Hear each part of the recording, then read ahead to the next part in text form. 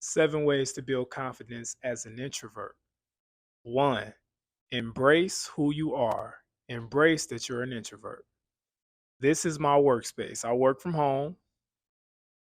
You see the Father's Day little decor from my beautiful wife and my daughter. But literally, this little space right here is where I do all my YouTube videos at. This is my living room. We live in a 1 bedroom apartment right now because I lived by myself when I first got out the Navy. And now that I'm married with a daughter, trust me, we're gonna be getting up out of here pretty soon, right? But this is what I have. And until you can get past this step of embracing who you are, showing it to the world, and not being ashamed of who you are and what you have, it's gonna be real tough to build confidence in yourself. Now, let's get into the rest of the ways to help you build confidence as an introvert. Let's get it. All right.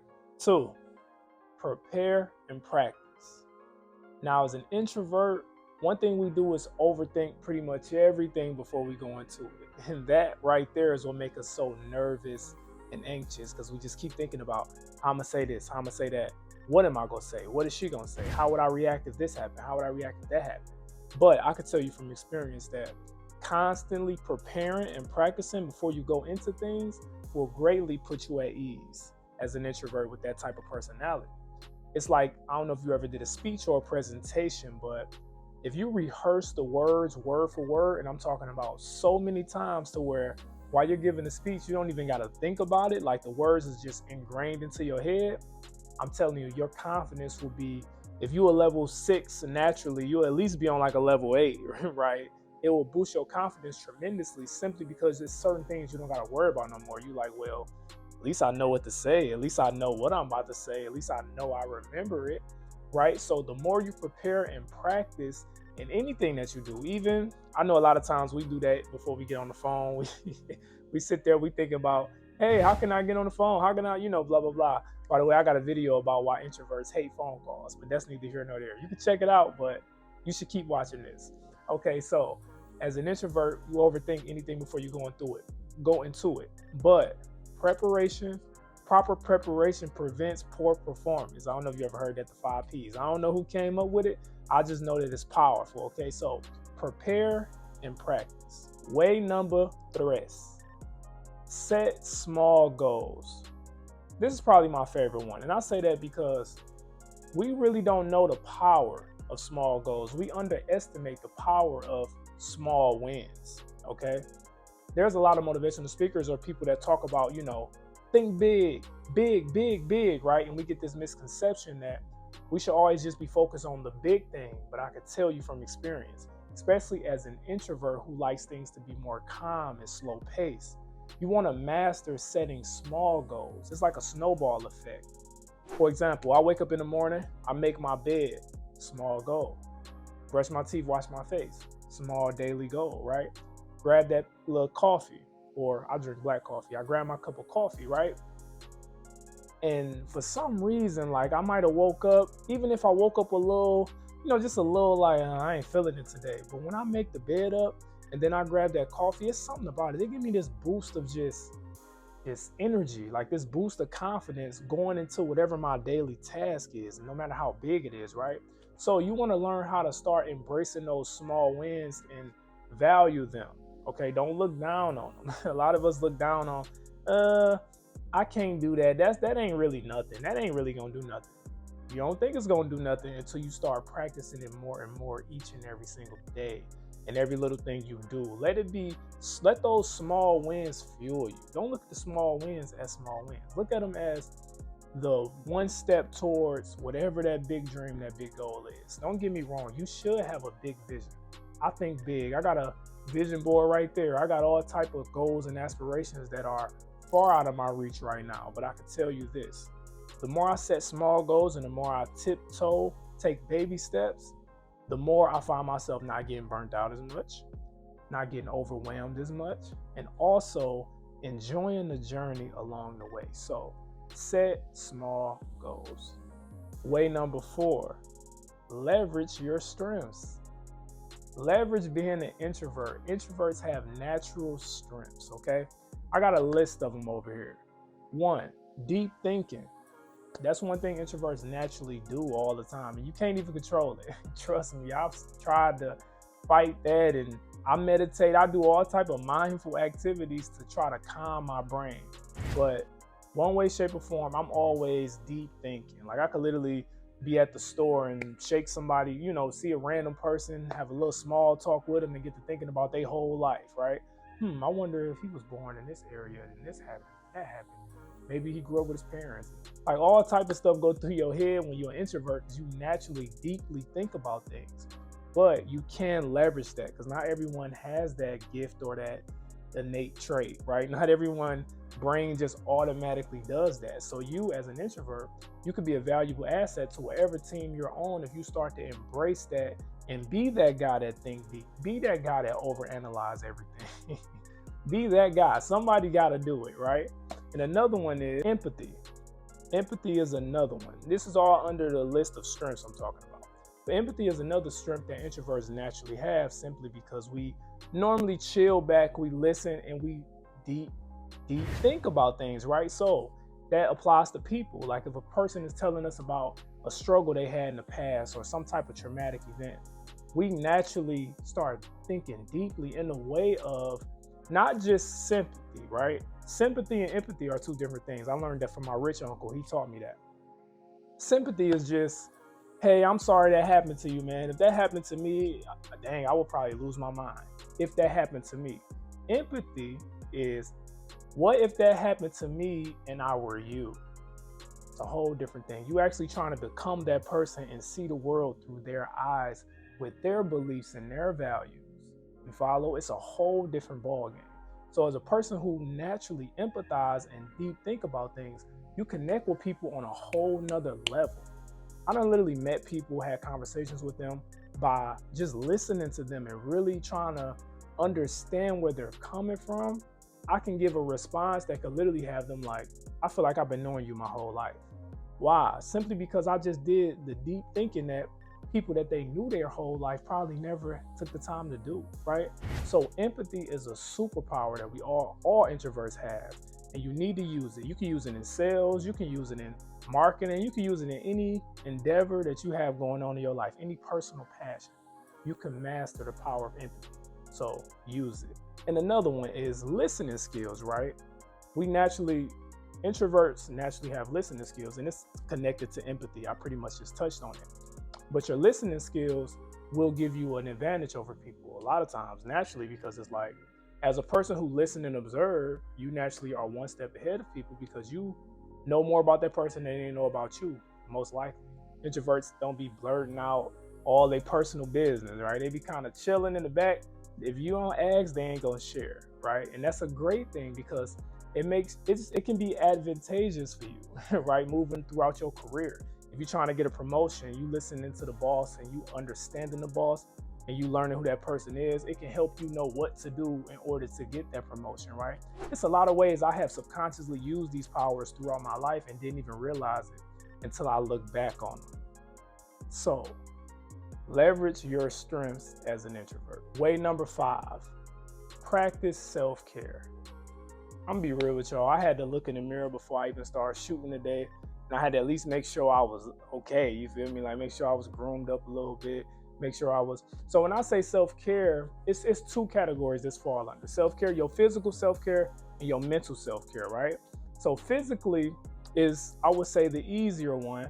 You wanna make sure that you just groomed up, keep your nails cut, as a man, as a woman, whatever it is, you wanna make sure that you give your body that attention that it needs to make sure that you are upkept, right? And it just makes you feel better, right? Self-care gives you confidence just because, like, you ever had that new outfit, right? Your mom or your dad bought you that brand new outfit right before you went to school. You couldn't even sleep the night before because you about to go to school, fly the next day. And what? You're going to be confident. Like, man, I got these new shoes on. They can't say nothing. I got this new outfit on. They can't say nothing about me, right? So it's the same thing that you could practice with your day-to-day life. I'll be honest, I didn't really used to care too much for self-care, meaning like my hair used to be nappy when I had braids. I didn't throw anything on every day. I still kind of only wear sweats and hoodies, but it be clean though. You feel me? It be clean. But a lot of people, I didn't see the value of it until I started practicing it. And my wife, she played a big part in that. Obviously, you got a wife, and you a guy out there. A lot of us, we be lazy. She gonna make sure you step your game up. You gonna have to, right? So I started to step my game up, and I started to, groom myself, comb out my beard. I didn't even used to comb my beard, things of that nature. But then I started to notice, like, I feel better about myself. Like when I walk out the house, I feel better knowing that I gave myself that attention that I needed. So that's the physical self-care. Now, the mental self-care, that's a whole nother ballgame. Mental self-care for introverts is different. That's really the whole purpose of my channel, is to help introverts with that, because it's something I've always struggled with. A lot of times we fall into depression because we're deep thinkers, and a lot of times we lose sight of our purpose. We lose sight of who we are because we constantly try to be other people. We constantly try to be extroverts, and we're not. You feel me? Well, we constantly try to fight that needle because this is a world that is built for extroverts, right? But mental self-care is little things like recharging, finding your ways to recharge. That's the main one. It could be meditating for 10 minutes. It's a library I go to. It's quiet. They got a nice little pine right there. I can literally sit there for hours. And after I leave there, I just feel so rejuvenated, right? So just little things. Start learning yourself and learning what helps you recharge. And like I said, as an introvert, I can give you a list of a few, which is meditation, working out, running, listening to music, solitude activities where you can just be yourself and recharge. Not going out and playing, not going out and doing all these high energy activities that's going to drain your social battery, right? You want to do more stuff that's just you based and you, so you can recharge. So self-care is very important. Way number 6, develop public speaking skills. Now, one thing I love about public speaking is it's not like, I've had plenty of sales jobs, right, as an introvert, and I hate sales jobs because it's just draining. Public speaking is tough in the moment, but it's not as draining because it's literally just you talking, right? That's why a lot of great speakers are introverts, because it's just them talking. It's not a conversation. It's you speaking, reading people's reactions, and you receiving whatever the feedback is. So as an introvert, that's something you should start developing. I recommend Toastmasters. I did a few meetings with Toastmasters. That's a great opportunity to start learning speaking for free, or they charge you like a 50, 60 bucks a year or something like that, but it's nothing crazy.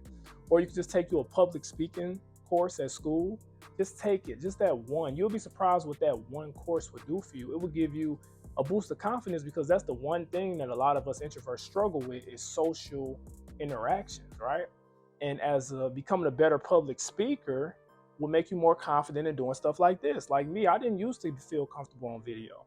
But as I started to do business endeavors, real estate, when I was in the Navy, doing things that forced me in uncomfortable situations where I had to speak out, then I started to develop those skills and notice, like, wow, I'm much more confident in myself when I talk. So that's why public speaking skills is very critical. I ain't saying you need to go be the next Eric Thomas, right? But I'm just saying you need to figure out a way to at least get those skills to at least average. You feel me? At least to where when you need to speak out to people, you can. And I'm telling you, this will boost your confidence tremendously. Way number 7, positive self-talk. When I say positive self-talk, it's simple as affirmations. I got this. I can do this. Everything will work out. God got it. God will do this. God will help me. God will cover me. Any affirmation you need to do spiritually, mentally, to get your mind right, you got to start practicing it daily. I posted this the other day. You got to start countering your negative thoughts with positive thoughts. I know it's not easy, but here's the thing. Negative thoughts are automatic. They ain't going nowhere. I don't care who the most successful people in the world still have negative thoughts on a day-to-day basis. I don't care who they are. That's just us as human beings. That's our flesh. Our flesh does that to us. So you want to start learning how to counter that, right? You want to start learning how to, every time one come automatically, you want to, manually counter it. But what you will notice is this. I hung around a lot of positive people, because growing up, I didn't really have a positive mindset, I would say. So I grew up around a lot of negative stuff. So I had automatic negative thoughts, and I fed them a lot. But what I started learning is you got to start starving those negative thoughts, or just letting them be and countering them, right? And then you will learn that eventually you will start automatically countering them with positive thoughts. You ever been around a positive person? It's like You somewhere with them, okay, it start raining. Dang, man, it's raining today. They be like, well, it could be worse, you know. Like, start thunder and lightning. You like, dang, man, I don't want to get struck by lightning. Man, it could be worse. And you get in the car, your car break down, slip in some water or something like that. And they just like, yeah, but man, you couldn't have a car at all, so you need to appreciate it. And you like, man, shut. I do not want to hear that right now. But those people are the people you got to embrace and actually get around more because they have trained their mind to be positive. That's all it is. They don't just not have negative thoughts. I used to think that like, bro, like how is you just so positive? No, they train their mind to counter all the negative thoughts. So that's one thing you want to do as an introvert is start practicing that. And it's internal. We do nothing but thinking anyway. So spend a lot of that time thinking about positive stuff. What if it all works out for me? That's a positive question to ask yourself. When I'm overwhelmed with life, married, got a daughter, pursuing YouTube, right? Got friendships, family, things of that nature I'm trying to keep all together, right? And nurture at the same time. I start asking myself with my future plans, but when all the negative thoughts start hitting me, then I'm like, well, what if it all works out? And you'll feel this sense of glory. You'll feel this sense of calm when you ask yourself that question. One other thing I want to say too, I forgot to mention. When you're going into an uncomfortable situation, a perfect way to counter a negative thought, and this will work, I promise you. When you start feeling nervous before you speak, like I talked about speaking, or anything like that, say to yourself, I'm excited. Your brain is going to say you're nervous. Don't get nervous. Don't get nervous. No, don't do that because this is going to make you more nervous, right? Say to yourself, I'm excited. And watch how somehow that negative energy is going to start transferring to positive energy. And you're going to start feeling more confident. It's a little trick, I'm telling you, but it works. It's not 100% just going to completely flip the switch, but you're going to feel a lot more at ease and you're going to use that energy more to your advantage because you get powered up when you're nervous. Think about it. Your heart beat fast, your heart get to pumping, all this stuff get to run, your adrenaline is running at a height. But if you use that to your advantage, guess what? You'll go out there and you will kill it. So replace that I'm nervous with I'm excited. So those are my 7 ways to help you build confidence as an introvert. If you watched my video up until this point, and if you've been following me, you already know I got to give you a bonus one. So the bonus one is learn to say no. I really got to emphasize that. Learn to say no, okay? This is the hardest one. And that's why I left it at the end and as a bonus because I didn't want to throw it on you. But now I'm like, well, you've been here all this time, so you deserve to listen to this. Learning to say no will be perhaps the most powerful skill on this list to help you build confidence. Okay, let me give you a perfect example, right? If you're single out there and stuff like that, and you kind of can do what you want, and you can just say yes to everything and do everything, right? Then it just does apply to you, but it's going to be a little tougher to change it, or you don't have nothing that's going to force you to change it. What forced me to change it is having a family. I had to start learning how to set boundaries, and that's all saying no is. Saying no is setting boundaries. I remember I had a job, and every single day they would ask me to do overtime. I was working an 8-hour shift, security job.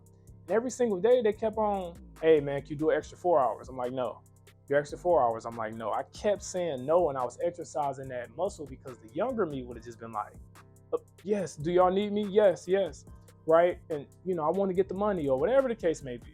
You got to stop learning to get sucked into that. Stop letting other people feelings because you don't want to hurt their feelings. Don't always let that allow them to intrude in your boundaries, right? I need to get home to my family. My family know I'm out here working 8 hours.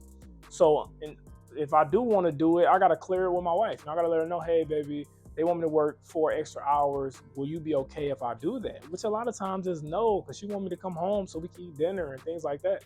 So when you start learning to set them boundaries, you will be surprised because at first I thought, man, I'm finna just be hurting so many people's feelings and they ain't gonna like me. People actually start to respect you more for it because they see that you have boundaries and you actually inspire other people to say no, right? The last job I had, it was similar. With the overtime and the extra days, I kept saying no. And then I started to notice other people was like, you know what? I'm about to say no too, right? Because they ain't want to always do it. So learning to say no is very, very critical. It can prevent you from getting overwhelmed. Jim Rohn once said, don't let your mouth overload your back, right? Saying yes, yes, yes to everything, you find yourself overloaded. So I give y'all a perfect way to say no to people if you don't want to hurt people's feelings, because I don't like hurt people's feelings. I got you. I got you. I don't think so, but if that changes, I'll call you. Or hey, can you go to the? Do you want to come hang with us this week? Whatever the case may be. As of now, I don't think so. But if that do change, I will let you know. Before you just say yes, right? You want to start saying that. Or you can use the best one, the best one every husband done used. I got to check with the wife, right? So those are my 8 ways to help you build confidence as an introvert. My name is Rasta White. I truly appreciate you for watching this video. Like literally, this was from one take. I honestly feel real good about this one. I ain't gonna lie to you. But if these 7 ways connected with you and you feel like there's something you can use, you can check out my other videos here for introverts to help you build confidence in any other ways, or just give you secrets and productivity tips that all introverts need to know. Again, I'm Rasta White. Thank you for watching. I'm here to help you unleash your inner hero. Peace out.